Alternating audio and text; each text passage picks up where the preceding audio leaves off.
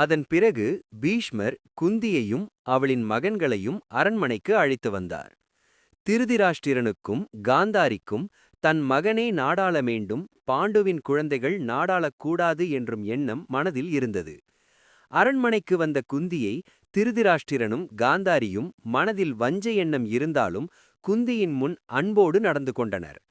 பாண்டவர்களும் கௌரவர்களும் சிறுவயது என்பதால் விளையாடும் அன்போடு விளையாடினர்.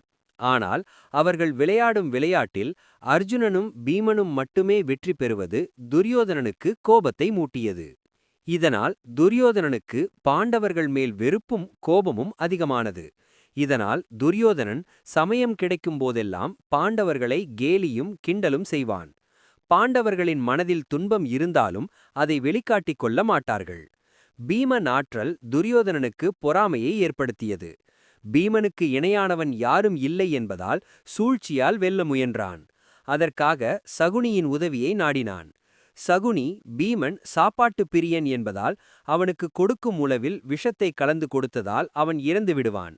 அதன் பிறகு மீதமிருக்கும் சகோதரர்களை நம் அடிமைகளாக மாற்றிக்கொள்ளலாம் என கூறினான். சகுனியின் யோசனையைக் கேட்ட துரியோதனன் ஒரு திட்டம் தீட்டினான். அடுத்த நாள் அனைவரும் நந்தவனத்தில் விளையாடிக் கொண்டிருந்தனர். அங்கு பீமன், நகுலன், சகாதேவன் மூவரும் ஒன்றாக விளையாடிக் கொண்டிருந்தனர். மதிய நேரம் என்பதால் பீமனுக்கு பசி ஏற்பட்டது. மற்ற சகோதரர்கள் வந்தவுடன் ஒன்றாக சாப்பிடலாம் என நினைத்து விளையாடினான். துரியோதனன் நதி ஓரமாக ஒரு குடிலை அமைத்து அங்கு விதமான சுவையான உணவுப் பண்டங்களை வைத்திருந்தான்.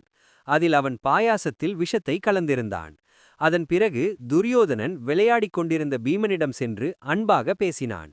ஆனால் பீமன் துரியோதனனை கண்டவுடன் முகத்தை திருப்பிக் கொண்டான்.